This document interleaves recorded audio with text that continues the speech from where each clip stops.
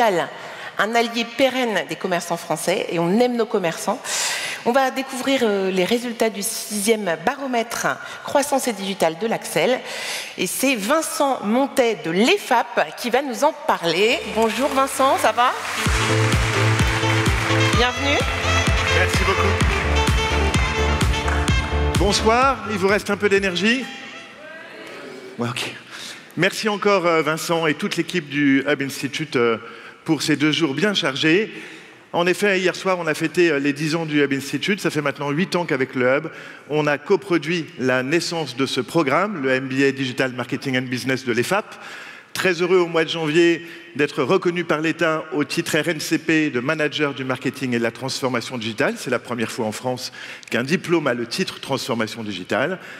8 ans après Vincent, Perle et Emmanuel, on est heureux d'être 300 élèves sur 8 campus, Lille, Lyon, Paris, Bordeaux, Shanghai, Santander, Alger, j'en oublie, et des meilleurs, et puis des transversales autour de l'art et de la culture, de la santé, du luxe, de l'international et évidemment de la beauté, de la cosmétique et de la Chine. Mais dans le civil, c'est l'objet de votre présence aujourd'hui, je suis le vice-président de l'Axel, l'association de l'économie numérique, qui produit chaque année un baromètre, c'est la 6e édition, juste avant l'été, croissance et digital.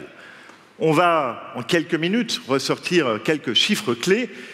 Avant cela, l'Axel, tout le monde ne connaît pas forcément, allez voir le site de l'Axel. C'est la seule association, à ma connaissance, qui est transversale, pas sectorielle, près de 200 entreprises, et qui veut défendre la transformation numérique avec 4 étendards: l'inclusion, la transformation, la croissance et la confiance.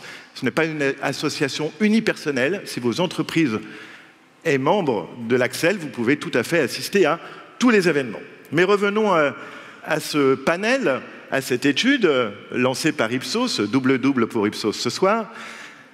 Panel, je vous entends penser tout bas, encore la Xème étude sur le CAC 40, comment il se transforme. Ce n'est pas l'objet. Là, on a interrogé exclusivement 100% des commerçants et quasiment les petits commerçants, puisque vous le voyez, on est à 74% du panel qui ont entre 1 et 19 salariés.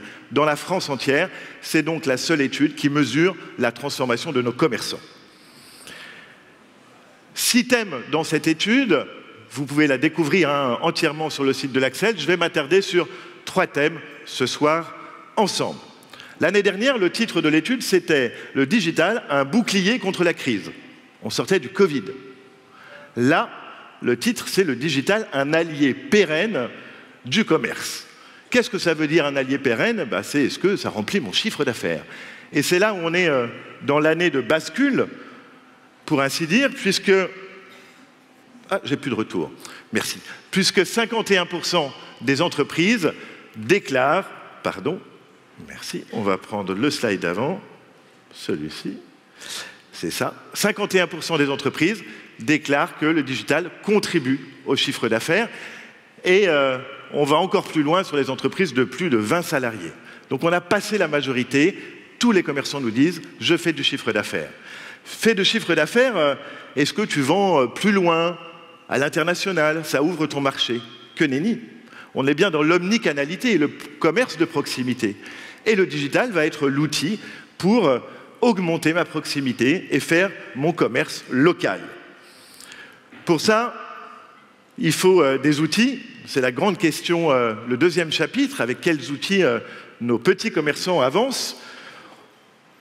Des outils vitrines, 73% seulement ont un site internet vitrine, 72% ont une page professionnelle sur les réseaux sociaux. Ce n'est pas avec ça qu'on va faire de l'e-commerce. On est encore loin.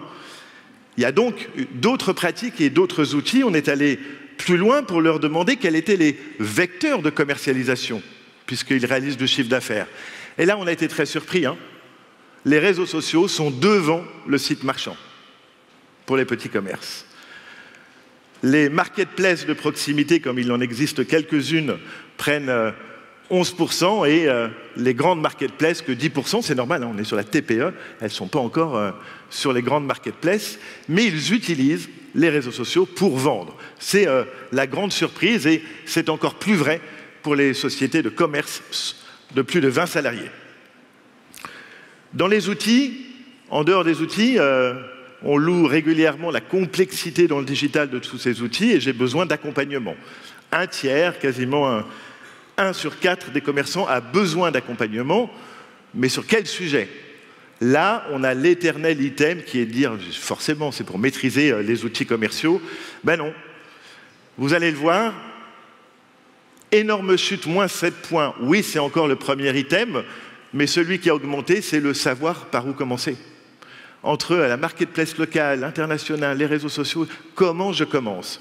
Et quand on voit les entreprises de plus de 20 salariés, on quitte ces problématiques de comment pour être vraiment sur la transformation digitale, puisque les mots-clés, c'est collaborateurs, appropriation, résistance au changement, comment je déploie à l'intérieur d'une organisation. Donc les petits commerçants, encore très concrets, par où je commence et aidez-moi. Les sociétés de plus de 20 salariés, beaucoup plus finalement matures. Mais on est accompagné par ces ressources internes, pas qu'un cabinet, une association ou une chambre du commerce et de l'industrie. On est ici sur la jeunesse, moteur de la digitalisation. Qu'en est-il? D'abord, 55% de ces petites entreprises déclarent avoir les compétences en interne sur la transformation digitale. Ça en fait quand même 45 qui n'ont pas encore les compétences en interne. Elles ne sont que 36% à déployer la formation pour augmenter les compétences. Ça fait 6 ans qu'on mesure, alors que ça augmente, hein, mais qu'on mesure encore que les entreprises, face à des compétences, le seul levier, c'est la formation ou le recrutement. Une formation, pourquoi? Pour être encore plus geek, technique et comprendre les enjeux technologiques de la transformation? Pas du tout. C'est le marketing, la com et la vente qui sont les premiers leviers, les premiers thèmes choisis pour se former. Et on va aller chercher également un recrutement. 17% des commerçants des petites entreprises ont recruté spécifiquement pour la transformation digitale. C'est 17% chez les petits, c'est 38% chez les entreprises plus importantes. Et comme la formation, je ne recrute pas un responsable informatique ou quelqu'un pour m'aider pour la bureautique. Je vais aller sur les enjeux de marketing, de vente et de communication. Quel est donc le profil de ces recrutements? Des jeunes, moins de 25 ans, à 49%. Vous le voyez, à 57% pour les plus de 20 salariés. Et par quels moyens? On est post-Covid avec les nouvelles mesures gouvernementales de l'année dernière. 56% d'apprentis ou de contrats pro, stagiaires et jeunes diplômés. Et là aussi, je vous entends penser tout bas. Ouais, mais normal, c'est parce que c'est pas cher et que c'est subventionné par l'État. On a donc posé la question, pourquoi vous les recrutez? Le coût et les subventions, c'est les 2 derniers items. On a en premier, évidemment, la maîtrise du numérique, parce qu'ils sont bien formés et parce qu'ils constituent une aide précieuse dans cette digitalisation, ce qui nous fait redire que sans la jeunesse, compliqué d'être sur la croissance et la transformation digitale. Mais en dehors des compétences techniques, quels sont les savoir-être, ces fameux soft skills qu'il faut aujourd'hui développer quand on est un jeune diplômé ou un apprenti? Vous le voyez, on est vraiment sur du comportemental, avoir la capacité à comprendre, à identifier un problème, à le résoudre, pas du tout sur une compétence technique.